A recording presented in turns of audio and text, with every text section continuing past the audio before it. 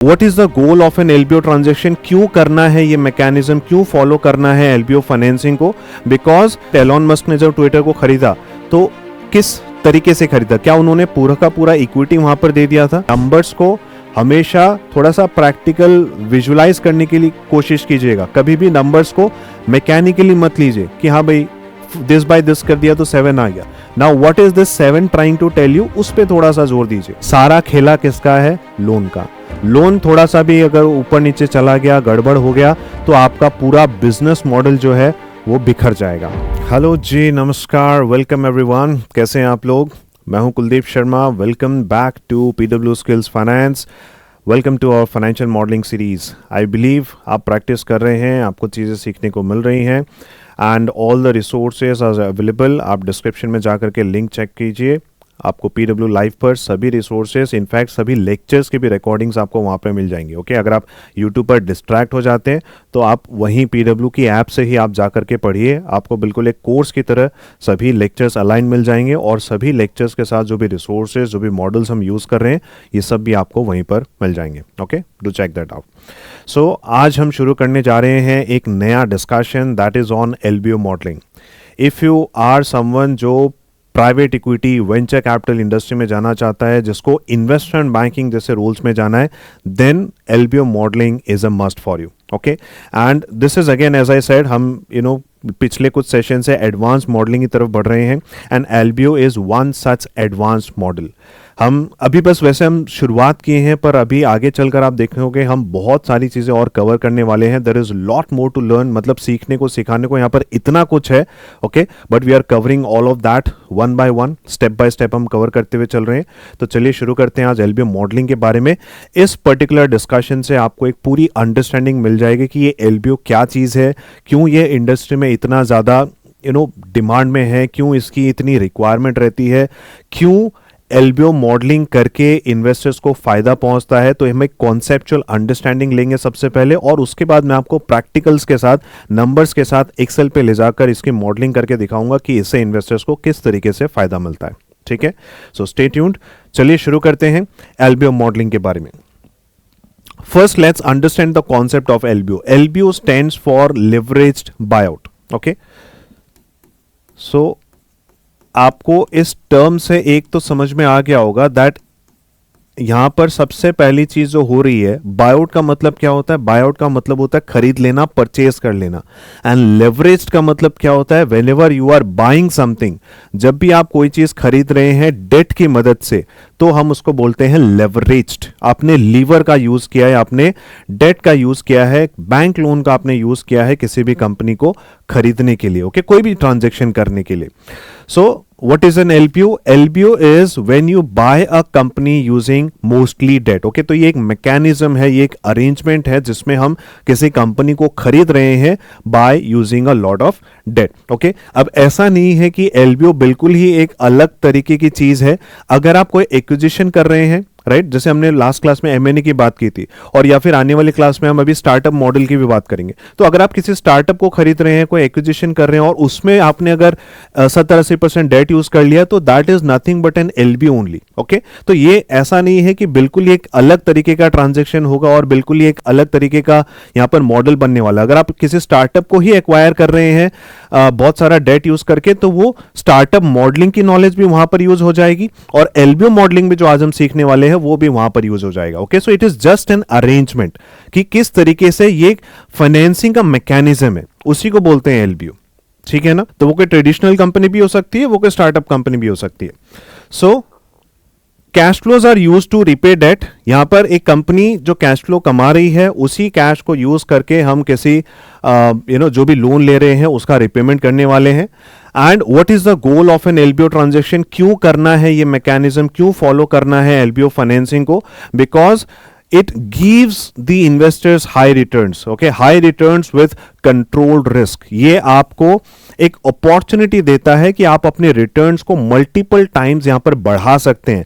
And आपको ये चीज समझ में आ जाना चाहिए कि भाई इन्वेस्टर्स जहां पर भी उनको ज्यादा रिटर्न्स मिलेंगे वो हमेशा कोशिश ये करेंगे कि वो ज्यादा रिटर्न्स को हम कैसे कैप्चर कर सकते हैं, right. So if you have that option कि मैं रिस्क को कंट्रोल करते हुए अगर मैं अपना रिटर्न बढ़ा सकता हूं तो investors will definitely flock into such an investment option, and that is why LBO is such a demanded thing. Okay, अभी रिसेंटली आपने सुना है कि नहीं, ईए गेम्स जो एक गेमिंग कंपनी है उसका एक्विजिशन हुआ है। That is again one of the largest LBOs in the entire industry, and अगर मैं गेमिंग कंपनीज में बात करूं it is the largest LBO that has ever happened। तो EA गेम्स, जो EA गेम्स के बारे में आपने सुना होगा, राइट, NFS जैसे गेम्स को इसी कंपनी ने बनाया है। So it is a very popular gaming company and इसका भी एक्विजिशन हुआ है LBO के जरिए। Okay, and then if you think about let's say Twitter, right, Elon Musk ने जब ट्विटर को खरीदा तो किस तरीके से खरीदा? क्या उन्होंने पूरा का पूरा इक्विटी वहां पर दे दिया था? जी नहीं, उन्होंने वहां पर डेट का भी यूज किया है। उनका जो ट्रांजैक्शन प्राइस था करीब $44 बिलियन का, उसको पे करने के लिए, right. So all these are what, all these are examples of LBO transaction जहां पर हम डेट की मदद ले रहे हैं, हम लोन की मदद ले रहे हैं किसी भी कंपनी को खरीदने के लिए, ठीक है। So this is an LBO। Now why LBOs work, ये LBOs क्यों काम कर जाते हैं? तो सबसे पहली चीज, जैसा मैंने कहा, इक्विटी इन्वेस्टर्स को क्या चाहिए? इन्वेस्टर्स को चाहिए रिटर्न। एंड जब हम यहां पर डेट की मदद लेते हैं, जब हम लिवरेज की मदद लेते हैं तो आपके रिटर्न जो है वहां पर मल्टीफोल्ड इंक्रीज हो जाते हैं। ये अभी मैं आपको नंबर्स की मदद से बैक करके दिखाऊंगा कि कैसे नंबर्स जो है, रिटर्न जो है मल्टीपल टाइम्स इंक्रीज हो जाते हैं when you use leverage, when you use debt in your transaction, ठीक है। नेक्स्ट थिंग है strong stable cash flows businesses fit best. अब आपको यह समझना पड़ेगा कि LBO में ऐसे ही किसी भी कंपनी को खरीदने में यूज नहीं कर सकता हूं। LBO खरीदने का एक स्पेसिफिक टारगेट कंपनी होती है, एक स्पेसिफिक टारगेट होता है, एक स्पेसिफिक तरह की कंपनी होने पड़ेगा जिसको आप LBO की मदद से खरीद पाएंगे। So what kind of company you need? You need a company which is having a strong stable cash, cash flow. मतलब वो कंपनी सेल्फ सस्टेनिंग है, वो कंपनी का बिजनेस मॉडल ऐसा है, वो कंपनी की अभी बिजनेस पोजीशन ऐसी है कि वो कैश जनरेट कर रही है और वो किसी भी तरीके का डेट का भार झेलने के लिए रेडी है। ऐसी कंपनीज को ही हम LBO की मदद से खरीद पाएंगे। किसी कंपनी में अगर अभी वो लॉस मेकिंग है, राइट, तो यूजुअली आप जो स्टार्टअप्स हैं, जो टेक स्टार्टअप्स हैं, जो अभी कैश बर्न कर रहे हैं, उन केसेस में आप कभी भी LBO के बारे में नहीं सुनोगे। ओके, तो इसीलिए ये जो ट्रांजैक्शन है ना, मोस्टली PE फर्म्स यूज करती हैं। ये VC फर्म्स के इतना काम की चीज नहीं है, अनटिल एंड अनलेस वो कोई प्रॉफिटेबल स्टार्टअप है तो मोस्टली ये जो आपको सुनने को मिलेगा ये PE इंडस्ट्री में सुनने को मिलेगा, बिकॉज PE फर्म्स, जो प्राइवेट इक्विटी फर्म्स होती हैं, वो थोड़ी सी मैच्योर्ड कंपनीज, थोड़ी सी ग्रोथ वाली कंपनीज को टारगेट करती हैं जिन्होंने अपना सिक्का ऑलरेडी जमा लिया है और उनके पास कैश आना शुरू हो गया है। उन्हीं कंपनीज को खरीदने के लिए हम LBO की मदद ले सकते हैं। अब यहां पर एक सबसे बड़ा सवाल यह आता है, सर कंपनी कौन खरीद रहा है? Who is buying the company? Company खरीद रही है एक PE फर्म, ठीक है, लेट्स से KKR मान लेते हैं। ये PE फर्म एक कंपनी को खरीदने जा रही है, राइट। तो ये हमारी टारगेट कंपनी है जिसको हम बाय करना चाहते हैं। तब बायर है PE फर्म, राइट। लोन कौन लेगा? आप ये बताइए, लोन कौन लेगा? लोन तो हिसाब से PE फर्म को लेना चाहिए, राइट। PE फर्म ने लोन लिया, उसके पास पैसे आ गए और वो पैसे जाकर के टारगेट कंपनी को खरीद लेगा, मतलब टारगेट कंपनी के शेयर होल्डर्स को पैसे देगा और उसके शेयर्स को खरीद लेगा और इसका मालिक बन जाएगा। यही होना चाहिए। तो अगर PE फर्म लोन लेती है, अगर ये वाली कंपनी डेट लेती है, तो इसको चुकाएगा कौन? इसको तो हिसाब से PE फर्म को ही चुकाना चाहिए। तो मैं इस कंपनी पे क्यों लोड डाल रहा हूं और इस कंपनी पे कैसे लोड आएगा, ये कंपनी कैसे रिपे करेगी इस लोन को, ये थोड़ा सा आपको समझना पड़ेगा। ये ज्यादातर लोगों को क्लैरिटी नहीं होती है। So let me clarify this. Target company इस लोन को क्यों चुका रही है और कैसे चुका रही है, इसका मैकेनिज्म क्या होता है? हम ऐसा नहीं करते हैं, PE फर्म ऐसा नहीं करती है कि वो अपने नाम पे लोन ले लेती है, पैसे आ गए और जाकर के जो खरीदना है वो खरीद लिया। ऐसे नहीं किया जाता है इसको। इसका जो स्टाइल है वो थोड़ा सा अलग है। PE फर्म क्या करती है? PE फर्म एक SPV क्रिएट करती है। SPV क्या होती है? एसपीवी एक स्पेशल पर्पस व्हीकल, एक नई कंपनी होती है जिसका काम ही है, जिसका एक स्पेशल मकसद है जिसकी वजह से उसको बनाया गया है। इस कंपनी का मकसद क्या है? इस कंपनी का मकसद है जाकर के टारगेट कंपनी को एक्वायर करने का। ठीक है, तो ये एसपीवी जो नई कंपनी बनी है ना, इसकी बैलेंस शीट में ये पी फर्म क्या करेगी? अपना पैसा डालेगी, राइट? ये अपना इक्विटी इन्फ्यूज करेगी, राइट? तो इन्होंने मान लो यहां पे 20 रुपए डाल दिए, और बाकी का ये कंपनी क्या करेगी? लोन लेकर के आएगी 80 रुपए का। ठीक है, तो 80 रुपीज यहां पे ये डेट के फॉर्म में लेकर के आ रहे हैं। तो इस कंपनी के पास, ये एसपीवी की बैलेंस शीट में अब क्या आ गया? इसके पास 100 रुपए का कैश आ गया। यस, अब ये 100 रुपए का कैश ये कंपनी यूज करेगी टारगेट कंपनी को पे करने के लिए और टारगेट कंपनी का एक्विजिशन करने के लिए। And once this acquisition takes place, ये एक्विजिशन एक बार हो जाता है, फिर क्या होगा? फिर ये कंपनी, यहां पे कैश तो इसका खत्म हो गया, बिकॉज कैश इसने सारा यूज कर लिया इस टारगेट कंपनी को खरीदने के लिए। फिर इसके पास क्या आ जाएंगे?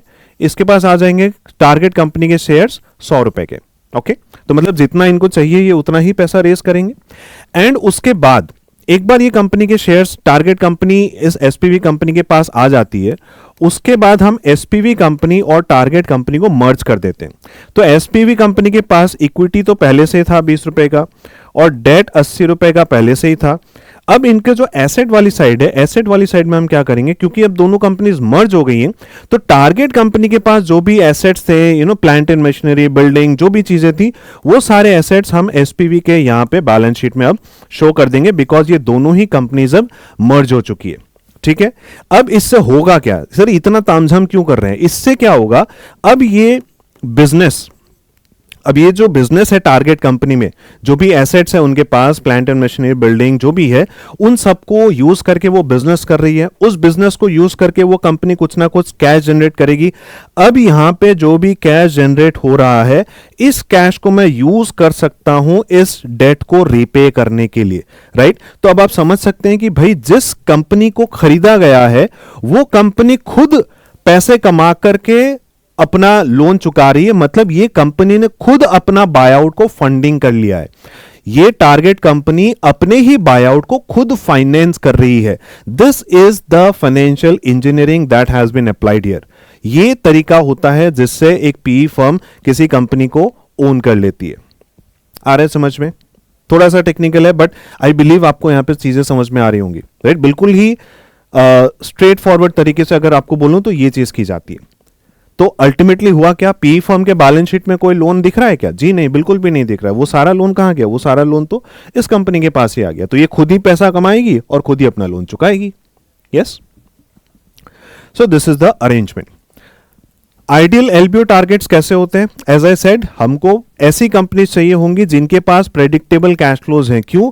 बिकॉज अगर उसके पास कैश फ्लो नहीं होगा तो, और उस कंपनी के बैलेंस शीट में मैं इतना भार डाल दूंगा, इतना डेट डाल दूंगा, तो वो कंपनी का डेट तो खत्म ही नहीं हो पाएगा, तो वो कंपनी तो मर जाएगी बेचारी, राइट? तो उसके पास इतनी कैपेबिलिटी होनी चाहिए कि वो अपने ऑब्लिगेशंस को मीट कर सके और इन्वेस्टर्स को रिटर्न्स बनाकर दे सके, राइट? तो हम ऐसी ही कंपनियां चूज करेंगे जिनके पास उतनी कैपेसिटी हो। So it has to have some predictable cash flows, low existing debt होना चाहिए। पहले से ही बहुत सारा डेट लेकर के अगर बैठी है कोई कंपनी, तो वो और डेट लेने की क्षमता शायद नहीं रख पाएगी, राइट? और ऐसी कंपनी को फिर कोई आकर लोन देगा भी नहीं, राइट? जो लोन दे रहा है वो तो अपना ड्यू डिलीजेंस करने के बाद ही देगा ना भाई। उसको जहां पर भी रिस्क दिखेगा कि मेरा लोन तो शायद वापस नहीं आ पाएगा, वहां लोन मिल ही नहीं पाएगा, तो एलबीओ ट्रांजैक्शन नहीं हो पाएगा।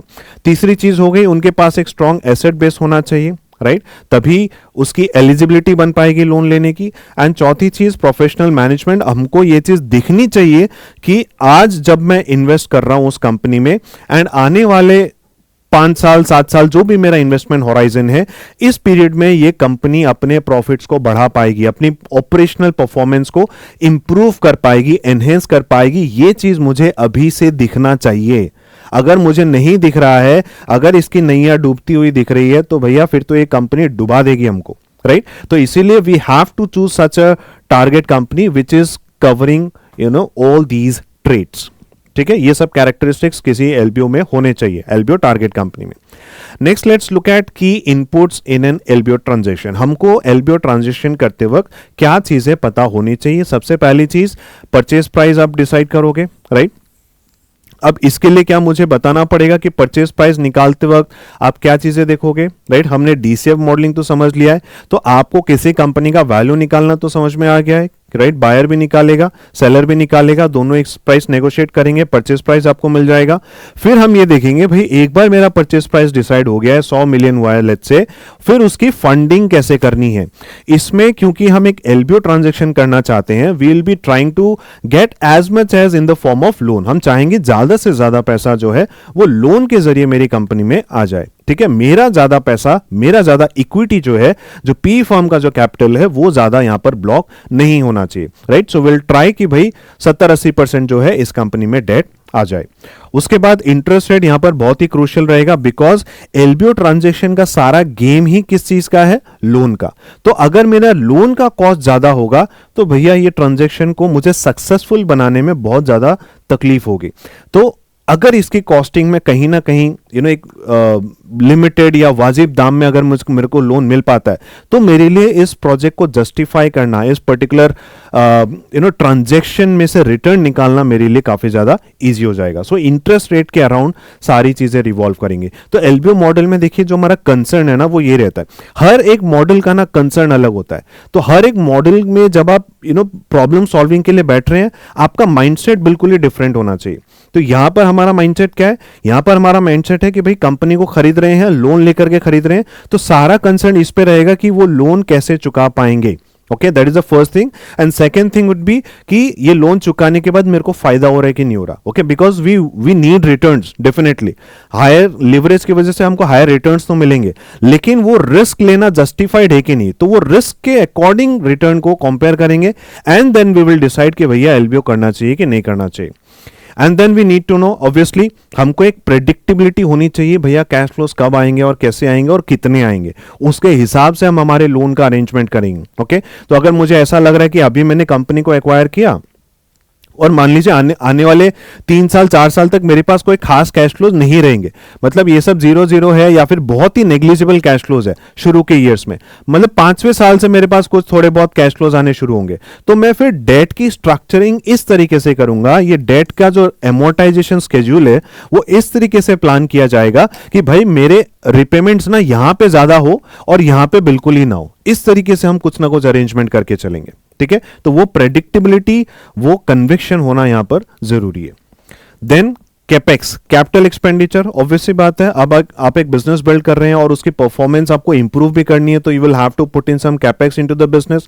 आपको कुछ ना कुछ कैपिटल एक्सपेंडिचर आपको बिजनेस में लगाना पड़ेगा। आई होप आप समझते हैं कैपेक्स का मतलब, राइट? जो भी कैपिटल एक्सपेंडिचर आप कर रहे हैं, जो भी इन्वेस्टमेंट आप बिजनेस में कर रहे हैं, प्लांट एंड मशीनरी, बिल्डिंग, ये सब के रूप में, that is called capex. And उसके बाद लास्ट में आता है एग्जिट अजम्पशंस। आज जब जिस प्राइस पे मैं इस कंपनी को खरीद रहा हूं, जब मैं यहां से निकलूंगा, मेरा जो इन्वेस्टमेंट होराइजन है 5 साल मान लीजिए, उसके बाद जब मैं यहां से निकल रहा हूंगा तो मुझे क्या मिल सकता है, वहां पर मुझे एक आइडिया होना पड़ेगा। अब यहां पर आप ऐसे समझिए, देखिए आज जब मैं इस कंपनी को खरीद रहा हूं तो ऑब्वियसली बात है, एक तो इस कंपनी में प्रॉफिटेबिलिटी जो है आज इतनी ज्यादा नहीं होगी जितनी मैं 5 साल बाद एक्सपेक्ट कर रहा हूं, बिकॉज अभी तो इसका बहुत सारा प्रोसेस होना बाकी है, राइट? सो आज मान लीजिए इस कंपनी में जो भी एबिटा है, मैं मान लेता हूं 20 का एबिटा है, ठीक है? 20 मिलियन का लेट्स से एबिटा है, और इस एबिटा पे मैं आज इस मार्केट में देख रहा हूं कि भाई बाकी कंपनियां जो है उनको प्रॉफिट का यानी एबिटा का 5 गुना मल्टीपल मिल रहा है, ठीक है? बाकी कंपनियां इस प्राइस पे बिक रही हैं या अवेलेबल हैं, तो उस हिसाब से मेरा आज जो परचेज है वो मैंने 20x5 के हिसाब से लेट्स से सोच रखा है, तो मेरे 100 मिलियन की प्राइस निकल कर आ रही है। और यही जब मैं एग्जिट लेने के लिए जाऊंगा तो आप ये बताइए कि मेरा एबिटा क्या इंप्रूव होना चाहिए, बिकॉज हम इसकी ऑपरेशनल परफॉर्मेंस इंप्रूव करने की बातें कर रहे हैं, राइट? तो कुछ ना कुछ तो यहां पे एनहेंस होगा ना भाई। आज 20 रुपए है तो 5 साल बाद भी 20 रुपए थोड़ी ना रहेगा, कुछ तो एनहेंस होगा, तो 30, 40, 50 जो भी होगा, राइट? जो भी होगा वो यहां पर आएगा, और फिर मल्टीप्लाई बाय आज इस कंपनी की क्योंकि परफॉर्मेंस कम है और फिर इस पे हम इतना लोड भी डालेंगे डेट का, तो आज इसकी बहुत ज्यादा आपको मल्टीपल नहीं मिलेगी। लेकिन जब 5 साल बाद हम इस कंपनी में इतना लोन डालने के बाद भी, इतना प्रेशर डालने के बाद भी हम इसको रिपे कर पा रहे हैं, तो फिर आपने इस कंपनी के बिजनेस मॉडल को प्रूव कर दिया है। आपने बिल्कुल टेस्ट करके दिखा दिया है कि इस कंपनी में दम है, राइट, ये पैसा कमा करके दे सकती है। उसके बाद आप ये 5 का 7 भी मांगोगे तो आपको मिलेगा कि नहीं मिलेगा बताइए? बिकॉज आपने तो प्रूव करके दिखा दिया ना कि भाई ये कंपनी पैसा कमा के दे सकती है। It's a cash machine, right, ये आपके लिए एटीएम है। तो भाई आप यहां पर अब ज्यादा भी मांगोगे तो आपको मिल जाएगा।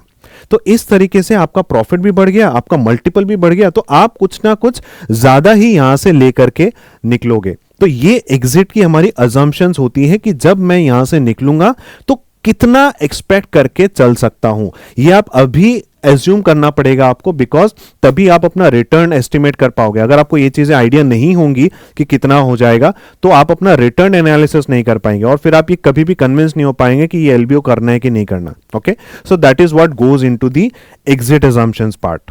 ओके, फिर आते हैं what are the different types of debt that we can use for an LBO transaction. सबसे पहले सीनियर डेट की बात करते हैं। सीनियर डेट क्या होता है? वो डेट जो आपको सबसे प्रायोरिटी में रिपे करना पड़ेगा। ठीक है, मतलब कंपनी में जैसे ही कैश फ्लो आएगा, जो मेरा इसमें ना वाटरफॉल स्ट्रक्चर रहता है। वाटरफॉल स्ट्रक्चर मतलब मेरी प्रायोरिटी डिसाइडेड है कि भाई सबसे पहले प्रायोरिटी मैं किसको दूंगा? सीनियर डेट को दूंगा। ये इसीलिए सीनियर है, senior in the form of this priority. ये जो ऑर्डर है इसमें ये सीनियर है। तो इसका मतलब जैसे ही मेरी कंपनी में पैसा आएगा, राइट, मैं क्या करूंगा? सीनियर डेट को सबसे पहले पे करूंगा, राइट। तो जैसे बैंक है, अब बैंक को उसका पैसा चाहिए, राइट, जो भी हो वो रिस्क लेने के लिए तैयार नहीं है, तो उन बैंक्स को मैं क्या करूंगा? सिक्योरिटी दे दूंगा कि भाई आपका पैसा मैं सबसे पहले पे करूंगा, राइट। उनको हमें गारंटी दे रहे हैं, इसीलिए क्योंकि हम यहां पर उनको रिस्क कम लेने के लिए ऑफर कर रहे हैं, उनको ज्यादा रिस्क नहीं है, इसीलिए उनको यहां पर ज्यादा इंटरेस्ट भी नहीं दिया जाएगा। ठीक है, इसके फिर नीचे आएंगे मेज़नीन फाइनेंस। मेज़नीन का मतलब क्या होता है? बीच का। तो आप इसको ऐसे समझिए, सीनियर डेट और इक्विटी वालों के बीच में ये लोग आते हैं। तो मेज़नीन फाइनेंस में हम उनको प्रायोरिटी जो है कम कर देते हैं। हम उसको ये नहीं बोल रहे कि सबसे पहले हम आप ही का पेमेंट करेंगे। आप लोग आते हो नीचे, आप लोग सीनियर डेट से नीचे आते हो, तो आपकी तो प्रायोरिटी कम हो गई। क्योंकि आपकी प्रायोरिटी कम हो गई इसलिए आपका रिस्क ज्यादा है। भाई सीनियर डेट वालों को पे करने के बाद अगर इतने पैसे नहीं बचे कि आपका पेमेंट निकल पाए, तो आपका तो यहां पे रिस्क बढ़ गया, राइट। क्योंकि आपका रिस्क बढ़ गया, मैं आपको थोड़ा कॉम्पेंसेशन दे देता हूं, मैं आपको ज्यादा इंटरेस्ट देने के लिए यहां पर तैयार हूं, आपके रिस्क को मैं कॉम्पेंसेट करने के लिए तैयार हूं विथ हायर रिटर्न्स। तो इसीलिए मेज़नीन फाइनेंस के लिए भी एक स्पेसिफिक कैटेगरी ऑफ इन्वेस्टर्स तैयार रहते हैं, राइट, कि भाई सीनियर डेट में जाएंगे तो वही इंटरेस्ट मिलेगा जो हर किसी को मिल रहा है, राइट, बिकॉज ये तो सिक्योर्ड है, कोई रिस्क ही नहीं है। जो थोड़े से डेयरिंग है, जो थोड़ा सा रिस्क लेना चाहते हैं ज्यादा रिटर्न्स के लिए, वो लोग बोलेंगे भैया मेरे को मेज़नीन डेट में इन्वेस्ट करना है, राइट। तो इसके लिए भी आपको इन्वेस्टर्स मिलेंगे। I hope you are able to understand कि भाई सीनियर डेट क्या हो गया और मेज़नीन डेट क्या हो गया। अभी मैं आपको बताऊंगा किस तरीके के लेंडर्स होते हैं जो इस तरीके के लोन अपने को देंगे। अब इसमें एक कॉन्सेप्ट और होता है पीआईके का। ये क्या होता है? ये इनके साथ भी कर सकते हैं हम मेज़नीन फाइनेंसिंग में भी कर सकते हैं। It is just a mechanism.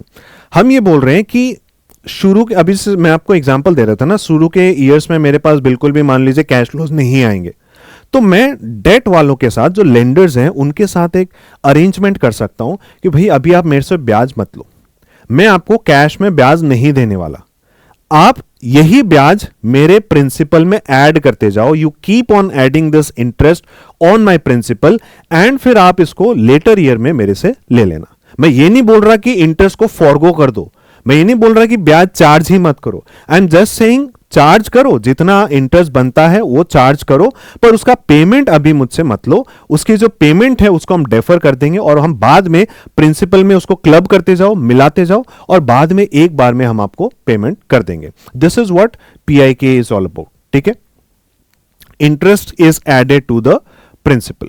ठीक है, तो पीआईके का फुल फॉर्म होता है पेमेंट इन काइंड, कि अभी हमने पेमेंट कैश में तो किया नहीं, right, so it is added to the principal.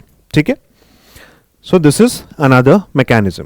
Now let's talk about debt sources. तो कौन कौन है जो हमको लोन्स दे सकते हैं? तो भाई ऑब्वियसली बात है, बैंक्स तो रहेंगे ही, एनबीएफसीज हो सकती हैं, एआईएफ्स हो सकते हैं, प्राइवेट क्रेडिट फंड्स होते हैं, जो स्पेसिफिकली इस तरीके के ट्रांजेक्शन्स को टारगेट करते हैं। ओके, बैंक्स और एनबीएफसी जो है ये आपको सीनियर डेट में ज्यादा एक्टिव मिलेंगी, राइट, और ये क्रेडिट फंड्स जो है ये आपको मेज़ानिन फाइनेंसिंग वगैरह के लिए भी बिल्कुल एक्टिव मिलेंगे। ओके, रिटर्न एनालिसिस, तो रिटर्न का एनालिसिस कैसे करेंगे भैया, हम यही देखेंगे कि मैंने कितना लगाया और मैंने जितना लगाया उससे मेरे को फाइनली कितना मिला। This is what we are going to analyse. तो हम यहाँ पे आईआरआर निकाल करके देखेंगे कितना रिटर्न मिल रहा है, अभी मैं आपको निकाल के दिखाता हूं। फिर कैश ऑन कैश रिटर्न देखेंगे, भाई कितना लगाया था कितना निकाला था, उसका एक मल्टीपल यहां पे निकलेगा, वो भी मैं अभी आपको कैलकुलेट करके दिखाऊंगा। एंड डेट पे डाउन स्केड्यूल, किस तरीके से लोन आएगा किस तरीके से लोन जाएगा, उसका पूरा एक स्केड्यूल बनाना और बहुत ही स्ट्रेटेजिक तरीके से बनाना is going to be very crucial here, because सारा खेला किसका है, लोन का। लोन थोड़ा सा भी अगर ऊपर नीचे चला गया, गड़बड़ हो गया, तो आपका पूरा बिजनेस मॉडल जो है वो बिखर जाएगा एंड आप रिटर्न कमाने का छोड़िए, आप यहां पे पैसा डुबा दोगे, right. So it is going to be very very crucial. तो इसमें क्या होता है ना, एलबीओ में हम कुछ मैकेनिज्म्स यूज करते हैं, जैसे एक होता है स्वीप इन।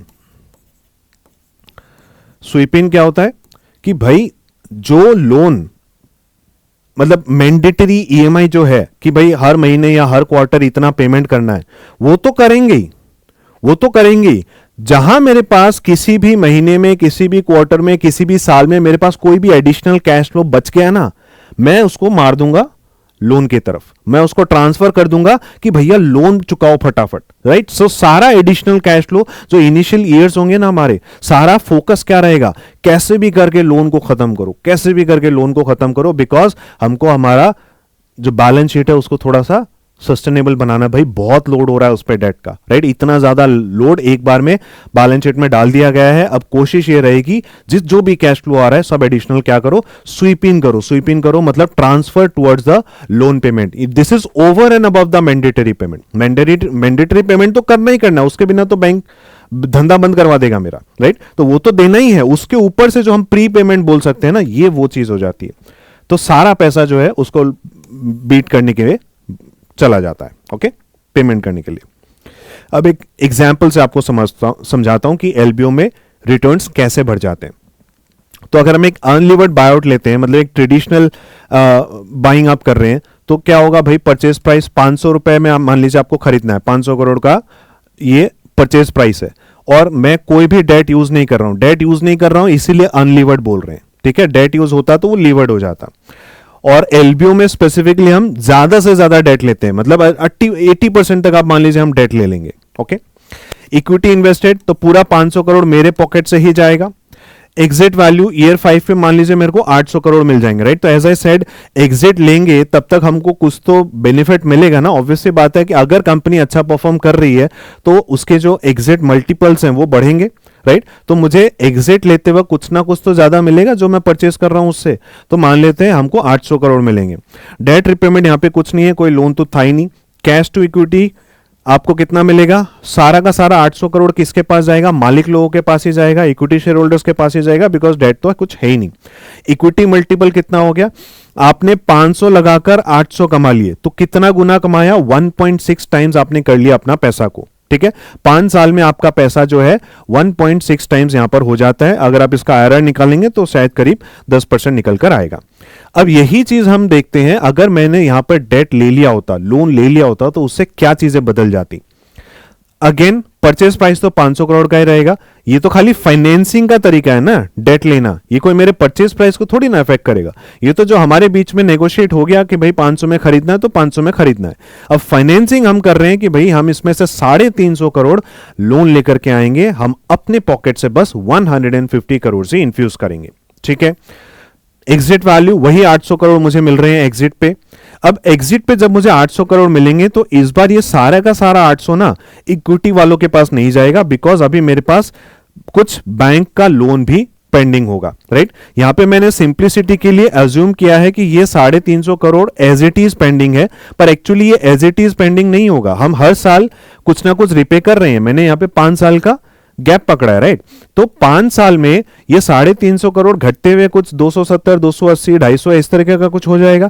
तो मुझे उतना यहां पे करना पड़ेगा, और जो बच गया है वो सारा का सारा पैसा किसके पास चला जाएगा, वो चला जाएगा इक्विटी ओनर्स यानी मालिक के पास।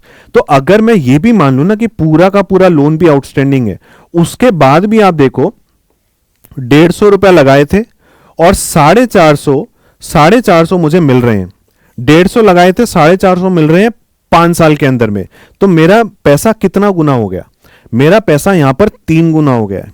पिछले केस में 1.6 टाइम्स हुआ था, इस केस में 3 टाइम्स हो गया। तो क्या मैं ये बोल सकता हूं कि भाई इसमें पैसा तेजी से ग्रो हुआ है? ऑब्वियस सी बात है ना भाई, पैसा 3 गुना हो गया है, पहले केस में सिर्फ 1.5 गुना हुआ था। तो that is how leverage can increase your returns. तो आपका आईआरआर कितना हो गया? 10% से बढ़ के करीब 25% हो जाता है। तो भाई जहां रिटर्न ज्यादा मिलेंगे वो तो हम डेफिनेटली करेंगे, राइट। Decision making factors. अब एलबीओ में जब हम डिसीजन मेकिंग कर रहे हैं तो हमको किन चीजों को ध्यान देना चाहिए? सबसे पहला, कैश फ्लो की स्टेबिलिटी आपको दिखना पड़ेगा। अगर आपको फ्यूचर का कैश फ्लोज दिखाई नहीं दे रहे हैं, आपको कन्विक्शन नहीं आ रहा है, तो भैया एलबीओ लेना बहुत ही ज्यादा रिस्की गेम हो जाएगा। आपको सबसे पहले ये इंश्योर करना है कि भाई ये कंपनी का बिजनेस ऐसा है कि ये कैश फ्लो निकाल लेगी, नंबर 1। नंबर 2, डेट लेने की कैपेसिटी उसमें होनी चाहिए। अगर नहीं है तो अगेन वो बैलेंस शीट जो है वो कोलैप्स कर जाएगा, ओके, कंपनी कोलैप्स कर जाएगी। देन एग्जिट की विजिबिलिटी आपको होनी चाहिए। जैसे मैं आपसे कह रहा था, एग्जिट के अजम्पशंस जो लेंगे, तो मैं आज अगर 500 करोड़ लगा रहा हूं, मेरे को दिखना चाहिए कि जब मैं इस कंपनी से एग्जिट लूंगा तो मेरे को 700 मिलेंगे, 800 मिलेंगे, 1000 मिलेंगे, ये क्लैरिटी मुझे होनी चाहिए। Last thing is risk versus reward. तो हम रिस्क और रिवार्ड को कंपेयर करते हुए चलेंगे कि भैया अगर मेरे को मान लो 5% का आरआर मिल रहा है, तो क्या 5% के लिए इतना सब कुछ तामझाम करना और इतना रिस्क लेना वर्थ इट था, राइट। तो वो चीज हम फाइनली जाकर के कंपेयर करेंगे कि भैया जितना रिटर्न मिल रहा है वो जस्टिफाइड है कि नहीं, okay, given the risk that we are taking. Some of the common risk that is involved in an LBO transaction, leverage buyout transaction में ऑब्वियस सी बात है, सबसे बड़ा रिस्क तो हाई लेवरेज का ही होता है कि आप इतना ज्यादा लोन लेने के लिए जा रहे हैं, वो लोन चुका पाना is the biggest concern that you are going to deal with in an LBO model. Second thing is regulatory restriction in India. अब ये चीज आपको पता है कि नहीं, इंडिया में आपको जो एक प्योर LBO ट्रांजेक्शन होता है ना, वो देखने को नहीं मिलेगा। You will never see. अभी जो मैंने आपको एलबीओ का मॉडल समझाया ना, कि किस तरीके से एक कंपनी खुद के एक्विजिशन को फाइनेंस कर रही होती है, ये चीज, ये क्लासिक एलबीओ का एग्जांपल है, और ये चीज आपको इंडिया में देखने को नहीं मिलेगी, राइट। क्यों नहीं मिलेगी? बिकॉज हमारा इंडिया का रेगुलेशन जो है, कंपनीज एक्ट 2013, वो फाइनेंस असिस्टेंस अलाउ नहीं करता है खुद की शेयर्स को बाय करने के लिए, ओके। फाइनेंशियल असिस्टेंस को प्रोहिबिटेड है कि आप खुद की फाइनेंसिंग के लिए, खुद के शेयर्स को बाय करने के लिए किसी भी तरीके का फाइनेंशियल असिस्टेंस नहीं दे सकते हो। ये हमारे कंपनीज एक्ट में क्लियरली लिख दिया गया है, जिस वजह से हम एक प्योर प्ले एलबीओ, जो अभी एग्जांपल मैं आपको समझा रहा था, वो बिल्कुल एज इट इज आपको देखने को नहीं मिलेगा, ओके। हालांकि अभी जो बैंकिंग रेगुलेशंस है उसमें अभी आरबीआई यहां पर थोड़ी सी और लिबरल हम बोल सकते हैं हो रही है, और वो अलाउ कर रही है कि आप एक्विजिशन को 70% तक फाइनेंस कर दीजिए। पर इसका मतलब ये नहीं है कि कंपनी खुद को फाइनेंसिंग कर पाएगी, ओके। मतलब एक्विजिशन में 100 रुपए का अगर खरीदना है तो वहां पे आरबीआई बोल रही है कि चलो आप 70 रुपए तक का लोन दे देना उस कंपनी को फंडिंग करने के लिए, उस कंपनी को खरीदने के लिए। पर इसका मतलब ये नहीं है कि वो कंपनी खुद का बायआउट करेगी, वो पेमेंट अल्टीमेटली एक्वायरर को ही करना पड़ेगा। फर्क समझ रहे हैं ना? तो एमएनएस तो बढ़ेंगे डेफिनेटली, पर और एलबीओ डायरेक्ट वैसा एलबीओ नहीं होगा जो अभी मैं आपको यहां पे समझा रहा हूं। थोड़ा सा यहां पे डिफरेंस है, okay, between what is happening in the US और what is happening in Indian market, okay. तो इंडिया में अभी थोड़ी सी चीजें कंजर्वेटिव चल रही हैं, ओके। Then refinancing issues. अब कई बार ऐसा होता है कि आपने लोन ले रखा है, लेट्स से हायर रेट पर, आप चाहते हैं उसको मैं किसी लोअर रेट वाले लोन से रिप्लेस कर दूं, राइट। तो वहां पर कई बार हमारे कुछ इश्यूज आ सकते हैं। आपने ऐसा अभी तो सोच रखा है कि ऐसा हो जाएगा, पर नहीं हो पाया तो, बिकॉज जैसे जैसे आपकी कंपनी की परफॉर्मेंस इंप्रूव हो रही है, आप ये कोशिश करोगे कि मान लीजिए 2 साल बाद या 3 साल बाद मैं किसी नए बैंक के पास जाकर के उसको बोलूंगा, देख मेरी कंपनी की परफॉर्मेंस सुधर गई है, पहले मैंने 10% पे लोन ले रखा है, तो मेरे को 8 पे देगा क्या, 9 पे देगा क्या, समथिंग लाइक दैट। तो इस तरीके से हम क्या करते हैं, रीफाइनेंसिंग करने की कोशिश करते हैं ताकि हमारा जो रिटर्न्स है वो और ज्यादा एनहेंस हो सके। पर मे बी ऐसा ना हो पाए तो, right. And then cash flow की volatility, that is again concern that will always have कि कैश फ्लोज हम तो ये प्रेडिक्ट करें कि भाई बढ़ेंगे, ऐसा हो गया कि किसी साल ऊपर है किसी साल गिर रहा है फिर बढ़ रहा है, तो भैया फिर वैसे केस में एलबीओ की कन्विक्शन तो लाना मुश्किल है कि भाई एक ऐसे वोलाटाइल कैश फ्लो के भरोसे मैं इतना बड़ा लोन ले लूं, ये तो बहुत बड़ा रिस्क हो जाएगा, राइट। तो इस तरीके के कुछ चीजें यहां पर है। सो कंक्लूजन पर आते हैं। What is an LBO? LBO is leverage, यानी कि बहुत सारा debt plus strong cash flows, एक ऐसी टारगेट कंपनी जिसमें स्ट्रॉन्ग कैश फ्लोज हैं और बिल्कुल डिसिप्लिन तरीके से लोन का पेमेंट आप कर पाओगे। ये तीनों चीजें जहां पर आपको दिखती हैं, तो ये तीनों का कॉम्बिनेशन मिलकर बनता है एक एलबीओ मॉडल। फोकस क्या रहता है यहां पर? फोकस रहता है कि आप ज्यादा से ज्यादा रिटर्न्स यहां पर कमा सकें। सेकेंड थिंग, आप अपने रिस्क को मैनेज कर सकें। आपका जो फाइनेंशियल ऑब्लिगेशंस है उसको आप हर वक्त ये चीज मॉनिटर करते हुए चलेंगे कि भाई मेरा डेट में डिफॉल्ट नहीं होना चाहिए। एंड तीसरी चीज, आपको बिल्कुल रियलिस्टिक अजम्पशंस यहां पर लेकर के चलना पड़ेगा। यहां पर वो हवाबाजी नहीं चलेगी कि डीसीएफ में मैंने कहीं मन किया तो 5% ले लिया, मन किया तो 6% ले लिया। भैया यहां पे थोड़ा सा भी लॉस होगा तो आप बहुत बहुत बड़ा नुकसान कर बैठेंगे, right. So that is why you have to keep your assumptions very very realistic and you have to make your model in such a manner कि एक्चुअल में वो चीज अप्लाई हो सके। So this is how we do LBO modelling, ठीक है। तो अभी मैंने आपको एक कॉन्सेप्चुअल अंडरस्टैंडिंग दी। आई बिलीव शायद काफी लोगों को एलबीओ क्या है वो आइडिया नहीं था। अब मैं ये मान रहा हूं कि अब आपको समझ में आ गया है कि एलबीओ या लेवरेज बायो ट्रांजैक्शन क्या होता है, कैसे किया जाता है, किस तरीके के लोग करते हैं, कौन इसके फाइनेंसिंग करते हैं, और एक एलबीओ मॉडल बनाते वक्त हमको किन चीजों का ध्यान रखना चाहिए। Once you have understood this, now we are ready to practice all of this discussion on an Excel sheet. चलिए एलबीओ मॉडल बनाना शुरू करते हैं एक साथ। ऑलराइट, आइए अब हम प्रैक्टिकल डिस्कशन शुरू करते हैं। Let us prepare our LBO model. So सबसे पहले let us start with the revenue numbers. Okay, हमारे पास पीएनएल है कंपनी का। Revenue in the first year is 3850 and then हमारे पास पूरा नेट इनकम, एबिटा, ईबीआईटी सारे नंबर्स अवेलेबल है। Let us first do the forecasting कि आने वाले टाइम में कंपनी किस तरीके से ग्रो करने वाली है। So for that we will need some assumptions. So revenue growth में हमने अजम्पशन ले रखा है that company will be growing at a growth rate of 7%। Okay, so let us incorporate this. हमारे पास कंपनी अगले कुछ सालों में किस रेट से ग्रो करेगी? भाई पहले साल में 3850 है multiplied by 1 plus growth rate. Okay, और हमारा जो ग्रोथ रेट है that is assumed here to be 7%। Okay, control enter दबा रहा हूं। ये सारी चीजें हम ऑलरेडी समझ चुके हैं, राइट, कैसे फोरकास्टिंग करनी है। सो ये आ गया मेरा कंपनी का रेवेन्यू अगले 5 सालों तक। We have forecasted the revenue. तो अब कॉस्ट ऑफ गुड्स सोल्ड निकालते हैं। रेवेन्यू का एक percentage cost of goods sold में आ जाएगा, right. So revenue multiplied with cost of goods sold को लेकर हमारे पास क्या असम्पशन है? 30% का हमारा कॉस्ट ऑफ गुड्स सोल्ड रहेगा, ठीक है। Control enter, that is our COGS. फिर आ जाता है मेरा ग्रॉस प्रॉफिट। तो ग्रॉस प्रॉफिट का फॉर्मूला रेवेन्यू से सीओजीएस माइनस करेंगे, तो मैं इसी फॉर्मूला को आगे ड्रैग कर रहा हूं, कंट्रोल आर दबाकर, डन। फिर आते हैं ऑपरेटिंग खर्चों की तरफ, ऑपरेटिंग एक्सपेंसेस। सो ऑपरेटिंग खर्चों के लिए हमने क्या assumption लिया हुआ है? ओपेक्स यानी operating expenses would be 21% in the upcoming years. Okay, so revenue का 21% वुड बी आवर ऑपरेटिंग खर्चा। ओके, कंट्रोल एंटर दबा रहा हूं।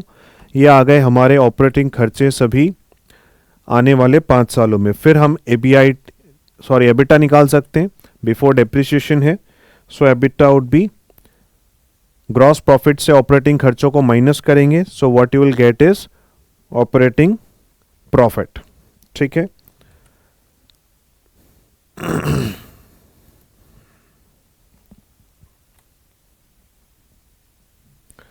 डन।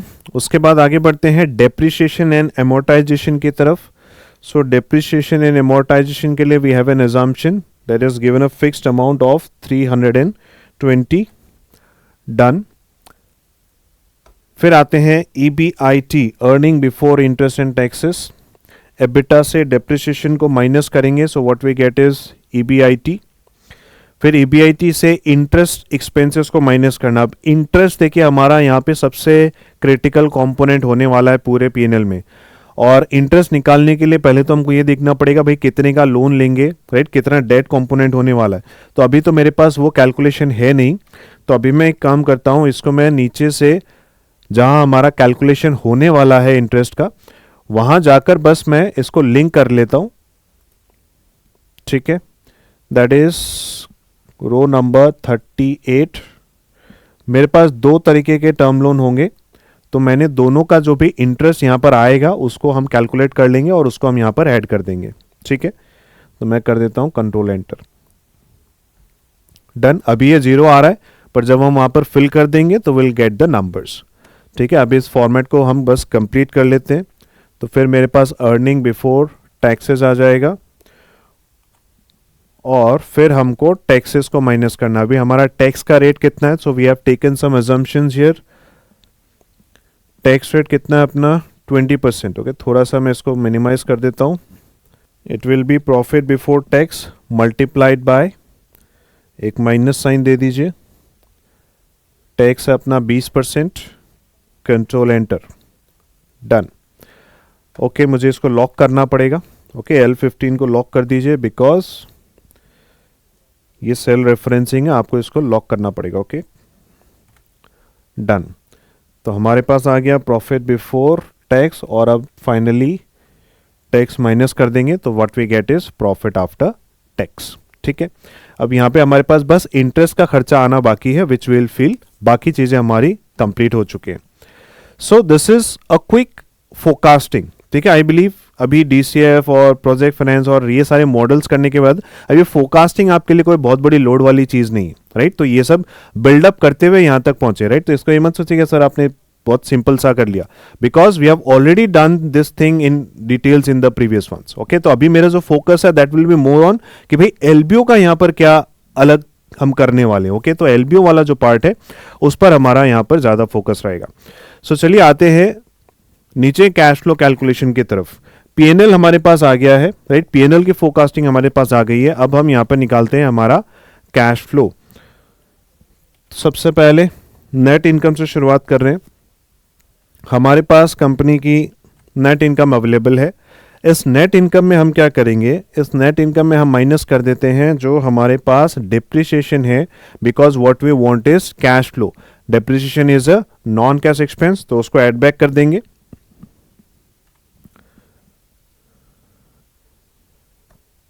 ये रहा हमारा डेप्रिसिएशन,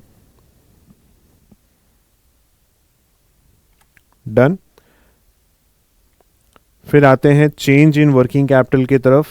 अब चेंज इन वर्किंग कैपिटल कितना होगा, इसके लिए हमने एक यहां पर अजम्पशन ले रखा है that working capital would be how much percentage of sales, 1%, okay. So industry average मान लीजिए आप कि भाई इतना हमको इन्वेस्ट करना पड़ता है, इक्वल टू हमारा रेवेन्यू कितना है 3850 मल्टीप्लाइड विथ माइनस साइन देकर 1% में कर रहा हूं, ठीक है। और इसको आप लॉक कर दीजिए और कंट्रोल एंटर, ठीक है, done. Next is capital expenditure. तो कैपिटल एक्सपेंडिचर जितना हम हर साल खर्चा कर रहे हैं उतना हम कैपेक्स करेंगे ही, ये हम अजम्पशन ले सकते हैं। So most of the cases में अगर आपके पास कोई एक्सप्लिसिट गाइडेंस नहीं है मैनेजमेंट की तरफ से कि हमको कितना कैपेक्स करना है, क्या उनकी प्लानिंग है, जब भी आपके पास इस तरह की इंफॉर्मेशन मिसिंग होगी तो यू कैन ऑलवेज अज्यूम कि भाई जो मेंटेनेंस कैपेक्स है वो तो कंपनी करेगी ही करेगी, ओके। कैपेक्स दो तरीके की होती है, एक हो गया एक्सपांशनरी ग्रोथ कैपेक्स कि हम और इन्वेस्ट करेंगे और ग्रो करेंगे, और दूसरा हो गया मेंटेनेंस कैपेक्स, कि हमको हमारी कंपनी को सेम लेवल पर भी मेंटेन करने के लिए इतना पैसा तो हमको इन्वेस्ट करना ही पड़ेगा। ओके, सो अगर आप डिप्रिसिएशन को अज्यूम करें, डिप्रिसिएशन का मतलब क्या है? It is wear and tear, जो हर साल वेयर एंड टेयर हो रहा है कंपनी में, तो आपको एटलीस्ट डिप्रिसिएशन जितना इन्वेस्टमेंट तो दोबारा कंपनी में करना ही पड़ेगा in order to maintain your current levels. Okay, so this is the assumption behind capex here. तो ये मेरा खर्चा होगा, ये मेरा खर्चा होगा, इसलिए मैं नेगेटिव में डाल रहा हूं। ओके,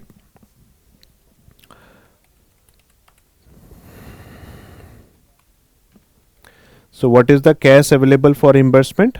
इतना। ठीक है, डन। आगे बढ़ते हैं।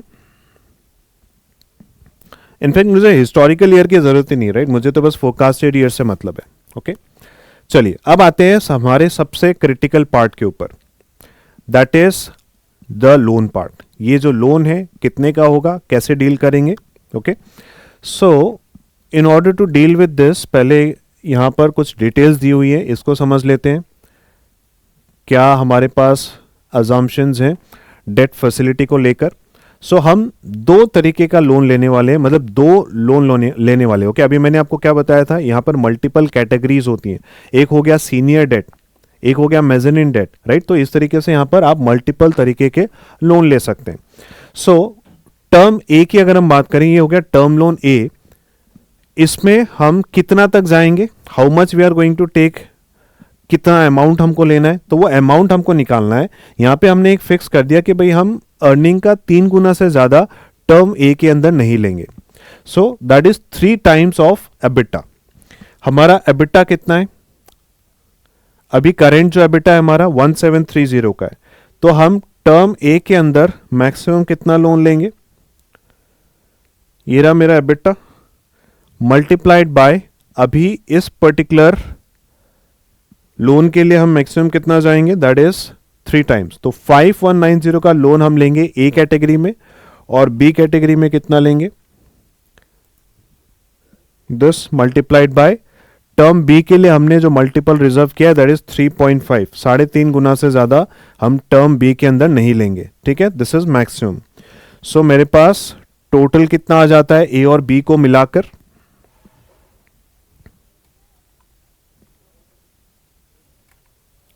11,245। ये हो जाएगा मेरा टोटल डेट जो मैं इस कंपनी को एक्वायर करने के लिए लेने वाला हूं। पर मुझे इस कंपनी को एक्वायर करने के लिए कितना अमाउंट की जरूरत है, what is the purchase price? तो उसके लिए यहां पर हमको कुछ डिटेल दी गई है that acquisition premium is going to be 30%। आप इस कंपनी का जो भी अभी करेंट प्राइस चल रहा है उसके और 30% ऊपर देकर इस कंपनी को एक्वायर करेंगे। So what would be the equity value with premium? Premium को इंक्लूड करने के बाद हमको इस कंपनी के लिए टोटल कितना देना पड़ेगा? तो यहां देखिए कुछ डिटेल्स दी हुई हैं। 5.7 पर शेयर है, टोटल आउटस्टैंडिंग है 1300, तो मार्केट कैप है अभी 7350 का। तो ये अभी करंट प्राइस चल रहा है टोटल कंपनी का। मैं इस पे और 30% जोड़ देता हूं,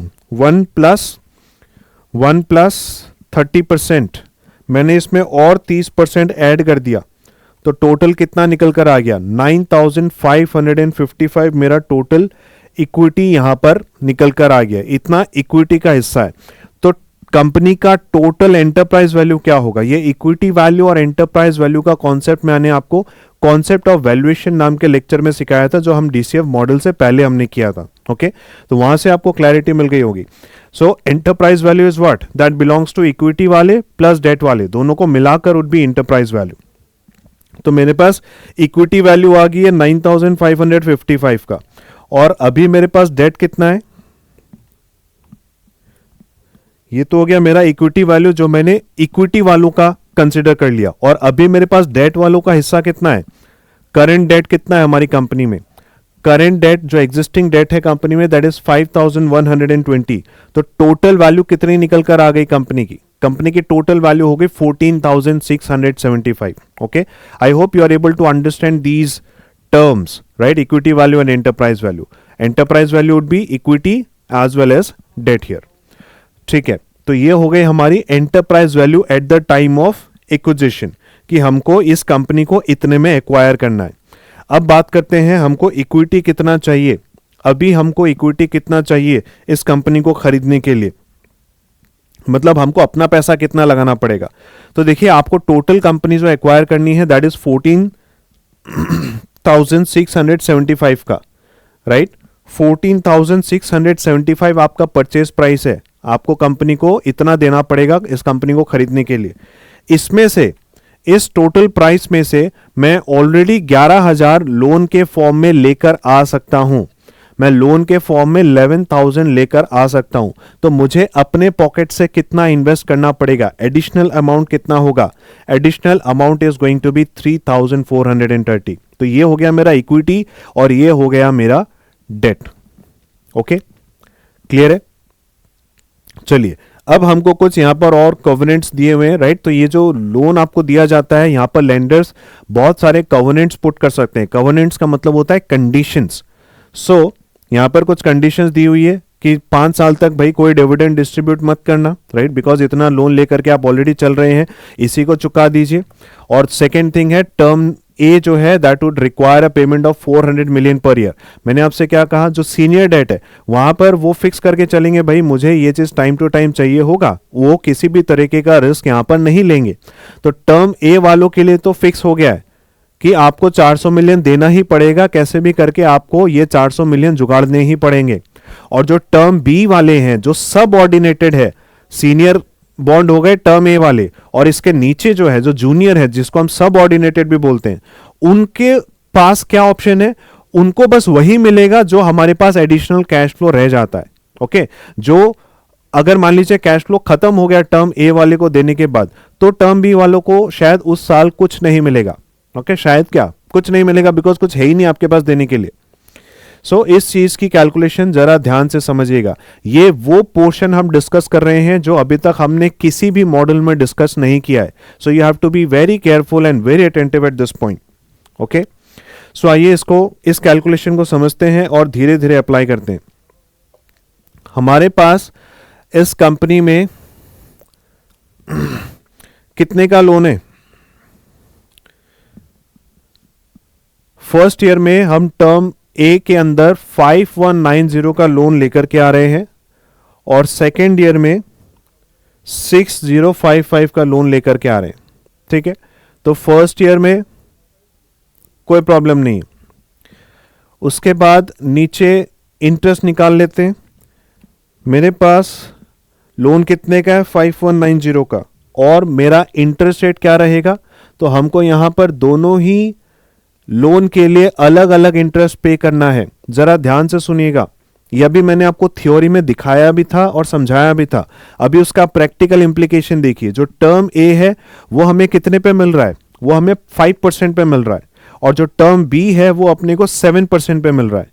तो ये टर्म बी महंगा क्यों है? बिकॉज ये सब ऑर्डिनेटेड है। ये जो इन्वेस्टर्स जो टर्म बी लोन में इन्वेस्ट कर रहे हैं वो ज्यादा रिस्क ले रहे हैं, उसको कॉम्पेंसेट करने के लिए हमको उनको ज्यादा रिटर्न देना ही पड़ेगा।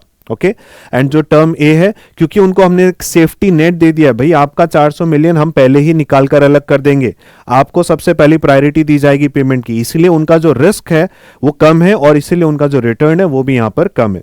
तो टर्म ए वालों को हम कितना इंटरेस्ट देंगे? 5% का। ओके, और इसको मैं लॉक कर देता हूं, F4 दबाकर एंटर दबा दिया। तो ये हो गया मेरा टर्म ए पे जो मुझे लोन पे करना है, इंटरेस्ट पे करना है। और सिमिलरली मैं इसी को कंट्रोल डी से नीचे खींच लेता हूं। टर्म बी पे, अच्छा ये अभी जो इंटरेस्ट रेट है ये अभी L23 आ रहा है, L23 आ रहा है। इसको मैं क्या करूंगा? टर्म बी का रेट लगा दूंगा। तो बस इसको 24 नंबर कर दीजिए, 7% लग जाएगा यहां पर। ठीक है, तो मेरे पास आ गया 7% इंटरेस्ट के हिसाब से मुझे 424 का पेमेंट करना है। ठीक है, तो ये तो मैं इनफैक्ट कैरी फॉरवर्ड कर सकता हूं अगले 5 साल के लिए। और फिर रिपेमेंट की बात कर लेते हैं। रिपेमेंट के केस में मुझे टर्म ए का जो लोन है वो तो बिल्कुल ही क्लियर है हमारे सामने, भाई हर साल 400 मिलियन देने ही पड़ेंगे, आपके पास कोई ऑप्शन नहीं है। आपके पास कोई भी ऑप्शन नहीं है, इतने का पेमेंट तो आपको करना ही पड़ेगा हर साल टर्म ए के केस में। तो टर्म बी को भैया कितना चुकाओगे? टर्म बी को कितना पेमेंट करोगे इन सालों में?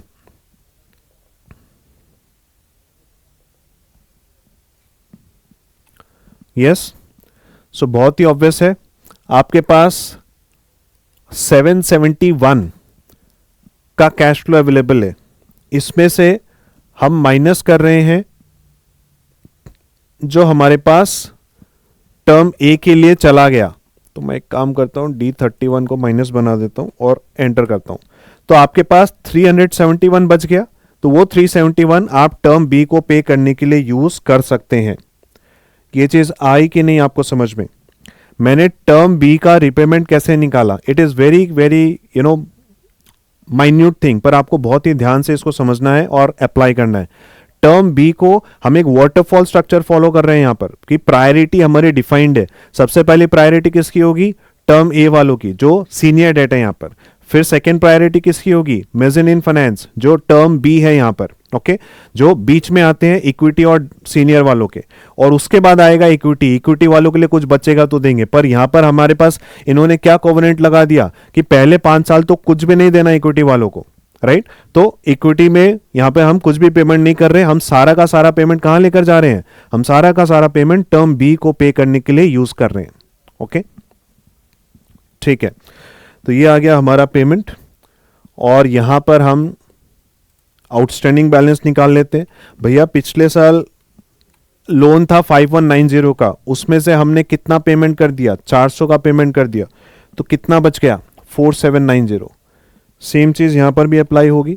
6055 था, उसमें से 371 पे कर दिया, तो इतना बच गया, राइट? तो ये आ गया मेरा बैलेंस, ये आ गया मेरा आउटस्टैंडिंग। डन। ये हो गया मेरा लोन का रीपेमेंट और डेट स्ट्रक्चर मेरा तैयार हो गया।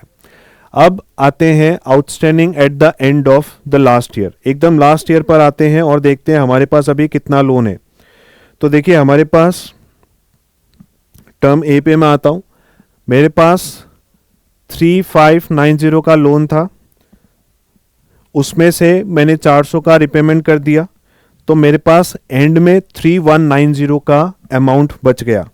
सेम चीज मैं कंट्रोल डी दबा देता हूं, और मेरा जो टर्म बी का लोन है उसके लिए भी मेरे पास आ गया कि भाई टर्म ए और टर्म बी दोनों को मिलाकर मेरे पास इतने का लोन आउटस्टैंडिंग है when we are about to exit. ये हम एग्जिट के टाइम पर देख रहे हैं भाई कितने का लोन और बच गया है। तो अब 5000 का लोन और बच गया है। ठीक है, चलिए फिर आते हैं implied value at exit. Exit के वक्त हमारी वैल्यू क्या होगी? अब ये चीज मैंने आपको अभी थ्योरी में समझाया था कि हम enterprise value EV EBITDA multiple की मदद से ले सकते हैं। सो ईवी एबिटा मल्टीपल यहां पे मैंने क्या निकाल रखा है?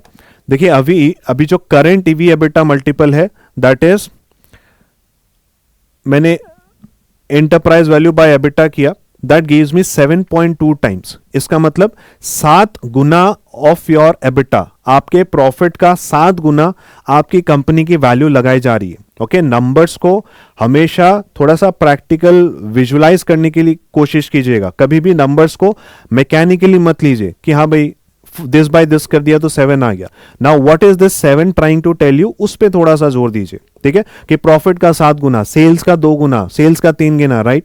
तो इस तरीके से आपको वैल्यूएशन दिमाग में फिट करनी है। सो एबिटा का 7 गुना मेरी कंपनी का वैल्यू है। ओके, अगर हम मानते हैं कि भाई मेरी कंपनी की वैल्यू ये सेम मल्टीपल भी अगर रहती है तो एग्जिट के वक्त कितनी होनी चाहिए? देखिए ये जो हमने मल्टीपल निकाला था ये तो कंपनी के शुरू में जो एबिटा था उसके बेसिस पर निकला था, पर अब जब हम एग्जिट करेंगे इस कंपनी में 5 साल बाद, तो 5 साल बाद मेरा एबिटा सेम थोड़ी है। हमने यहां एबिटा निकाल रखा है, 5 साल बाद मेरा एबिटा कितना है? यहां देखिए 5 साल बाद मेरा कंपनी का एबिटा इंक्रीज होकर 2646 पहुंच गया है। तो उसको अगर मैं इससे मल्टीप्लाई करता हूं तो मुझे कंपनी की आज की वैल्यू मिल जाएगी।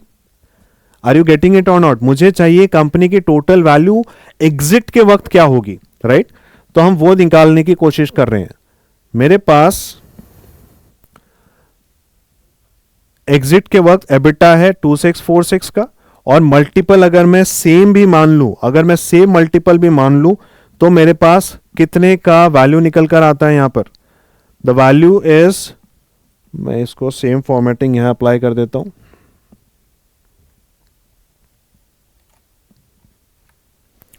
19072। ये हो गई मेरी कंपनी की एंटरप्राइज वैल्यू, मतलब टोटल वैल्यू जो इस कंपनी की निकल कर आ रही है। ठीक है, अब ये हो गई टोटल वैल्यू। तो इस टोटल वैल्यू में से अगर मैं डेट वालों का हिस्सा हटा दूं तो मुझे सिर्फ इक्विटी वालों का हिस्सा मिल जाएगा।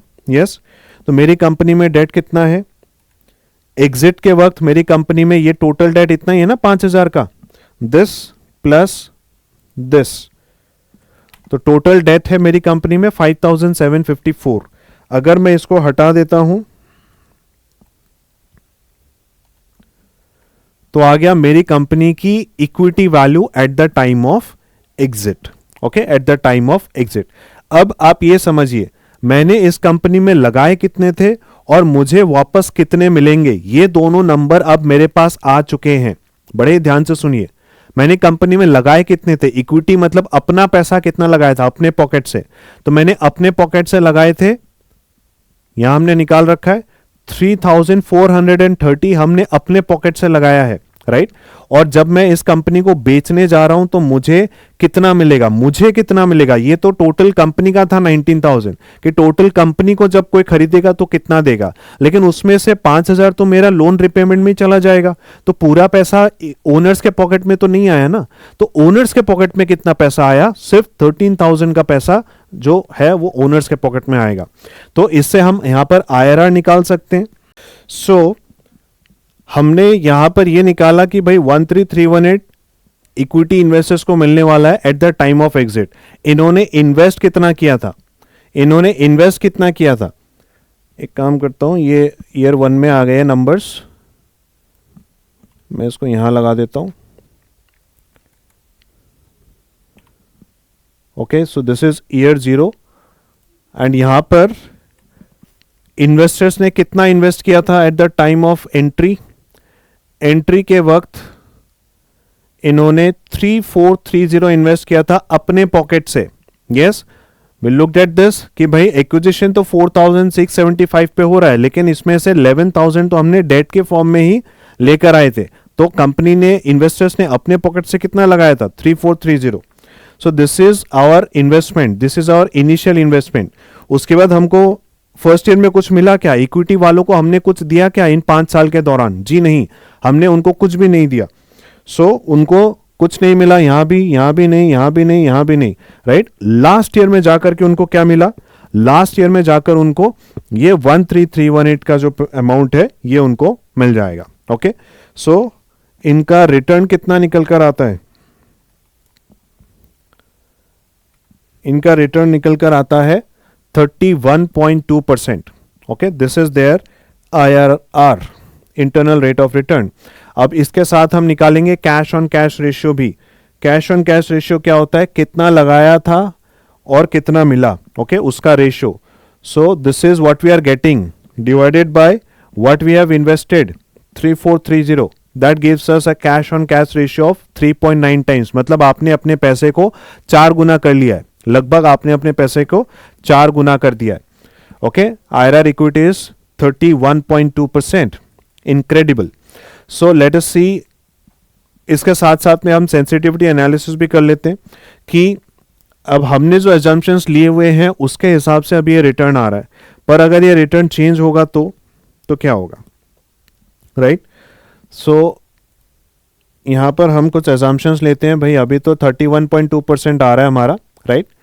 पर अगर जो EV EBITDA मल्टीपल है वो अगर चेंज हो जाए, अभी हमारा EV EBITDA मल्टीपल क्या लिया हुआ है 7.2, अगर वो थोड़ा सा कम हो जाए, मान लीजिए 6.8 हो जाता है, राइट। मैं ऐसे कुछ यहाँ पर नंबर्स ले लेता हूँ, 6.4 हो जाता है या 6 हो जाता है, फिर उसके नीचे भी आ जाते हैं 5.7 हो जाते हैं। तो मैंने यहाँ पे एक सिनारियो ले लिया वेरियस लेवल्स पर, और फिर हम रेवेन्यू ग्रोथ की बात करते हैं। रेवेन्यू ग्रोथ हमने कितना ले रखा है, 7% ले रखा है, राइट। उसके हिसाब से हमारे कैश फ्लोज वगैरह सब निकल कर आ रहे हैं।